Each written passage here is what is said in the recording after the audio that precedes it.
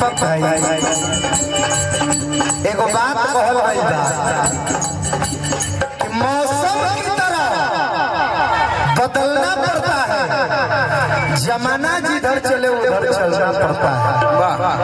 और ये बात फैक्ट है, आप हवा के विपरीत अगर तू ओसौनी करो तो तू हवा के काट नहीं करो, वो कुल करता मैं अपना मुंह पर फाकत रह। चालाकी यही में बा, बुद्धिमानी यही में बा कि जेने हवा बहे वही तरह घूम के ओसौनी करो, तहार सुपर अनाज तहरा लगे रही आ सारा गर्दा हवा में जाई, न तब विपरीत ओसौनी करबो तो गर्दा मुंह में खइबा, हवा बाहर अनाज बाहर चल जाए। यही है, जमाना जिधर चले उधर चलना पड़ता है।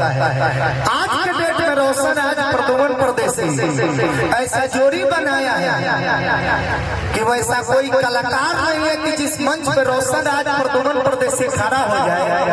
और मजाल है जो हम लोगों का बात कोई काट कर यहाँ से निकल जाए।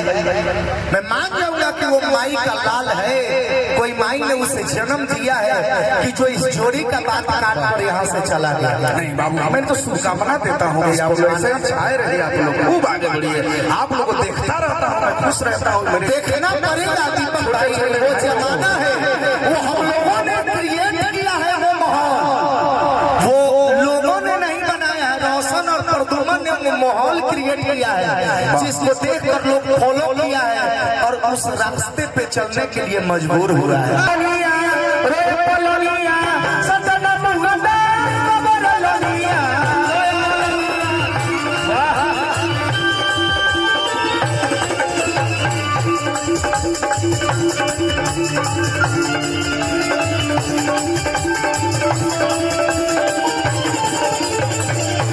और रानी जी हैं यहाँ के, हम बहुत जानता नहीं थोड़ा बहुत। अभियंता जी से काम करे से पहले हमरा में अनिल भैया लेके आ रहा तो बड़ी बड़ा वोट दे रहे हैं, इनका एक्सरसाइज करो तब हमने चाहिए। अभियंता जी हम मोटे पर सेलेक्ट कर लेना, तेरा बाद फिर हम ले लेंगे सब तोहरे लोग जिम्मे बाबू हमारे पालो एक्सरसाइज सब कुछ तोहरे लोग जिम्मे हम खाली देख के आनंद लेते। आज रानी जी ना देखिए खाली बदनाम कर रहे हैं, यहाँ में गिरीश खत्म था। ऐसा है क्या? कुछ नहीं किया।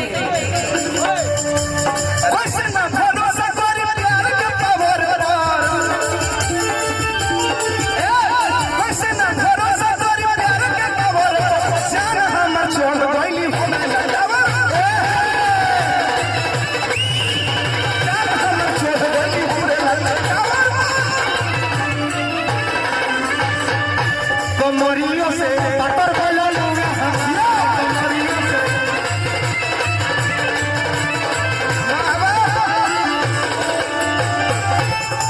दाई की लड़की आजा बाबू आओ आओ वाह वाह वाह वाह कनिका का बाबू लैलार की है पहचान हो।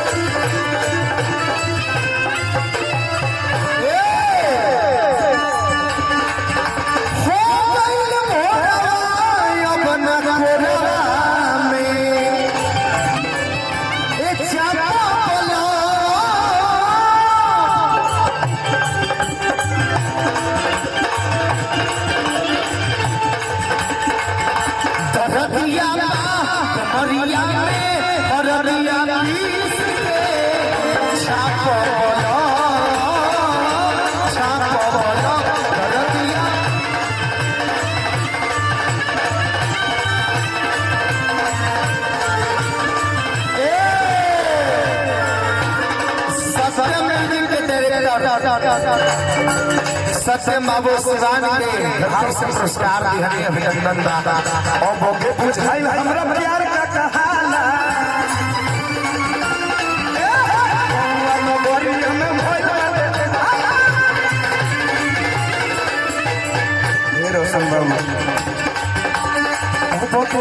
दिल हमरा प्यार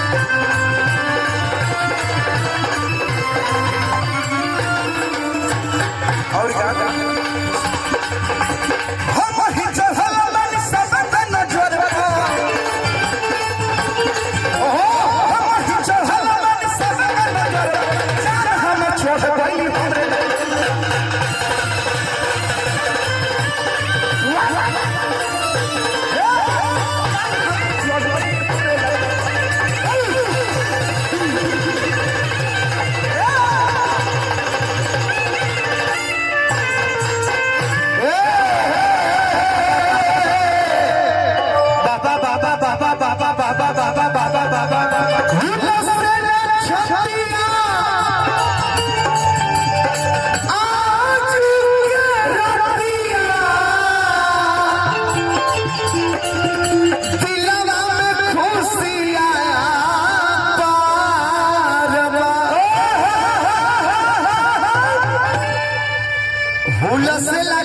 आजू के रतिया दिलवा में खुशियां अपार बा हले सब बलैया देवनी बधाइया आजू दिला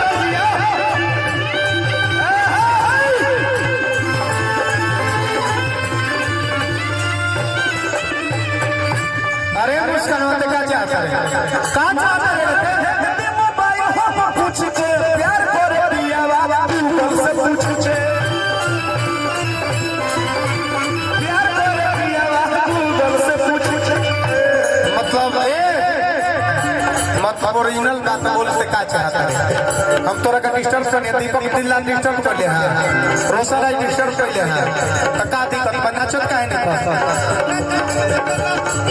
दिलदार के देख ले लिया पर हम बात नहीं खस लगा रहा मेजर में लगा रहा न चाहू ना दिल खड़ हो जाला आगे काहे स्टेज पाला देला तू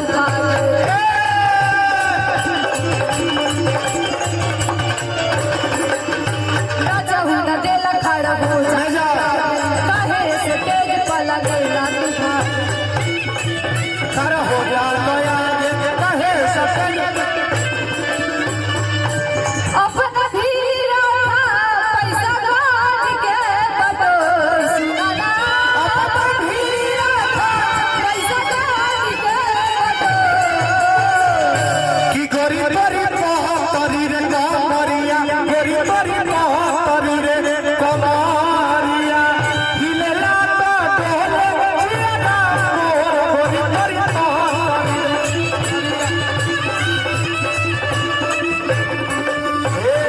सिकंदर भैया जब बेली से गवा रहे बेली से गवा रहे तो चमेली से कहे ना गवाई गोरी तोरी तोरी कमरिया गोरी तोरी तोरी रे कमरिया हिलेला तो डोले जिया गोरी तोरी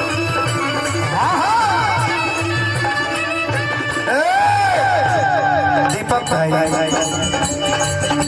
एगो बात कहल गई बा कि मौसम की तरह बदलना पड़ता है जमाना जिधर चले उधर चलना पड़ता है और ये बात फैक्ट है आप हवा के विपरीत अगर तू ओसौनी करत रह तो तू हवा के काट नहीं कर पड़ वो कुल करता मैं अपना मुंह पर फाकत रह चलाकी यही में बा बुद्धिमानी यही में बा कि जेने हवा बहे वही तरह घूम के ओसौनी करो तहार सुपर अनाज तहरा लगे रही आ सारा करता हवा हवा में जाई ना तब विपरीत सवनी कर दो तो गर्दा मुंह में खइबा हवा बाहर अनाज बाहर चल जाए। यही है जमाना जिधर चले उधर चलना पड़ता है। आज के डेट में रोशन आज प्रदुमन परदेसी ऐसा जोड़ी बनाया है कि वैसा कोई कलाकार नहीं है कि जिस मंच पे रोशन आज प्रदुमन परदेसी खड़ा हो जाए। और मजाल है जो हम लोगों का बात कोई काट कर यहाँ से निकल जाए। मैं मान जाऊंगा कि वो माई का लाल है, कोई माई ने उसे जन्म दिया है कि जो इस जोड़ी का बात काट कर यहाँ से चला गया। नहीं बाबू, मैं तो शुभकामना देता हूँ कि आप लोग ऐसे छाए रहे, आप लोग खूब आगे बढ़िए। आप लोग को देखता रहता हूँ, मैं खुश रहता हूँ। देखना पड़ेगा दीपक भाई, वो जमाना है वो हम लोगों ने क्रिएट किया है। वो माहौल वो लोगों ने नहीं बनाया है, रोशन और प्रदुमन ने वो माहौल क्रिएट किया है जिसको देखकर लोग फॉलो किया है और उस रास्ते पे चलने के लिए मजबूर हुआ है।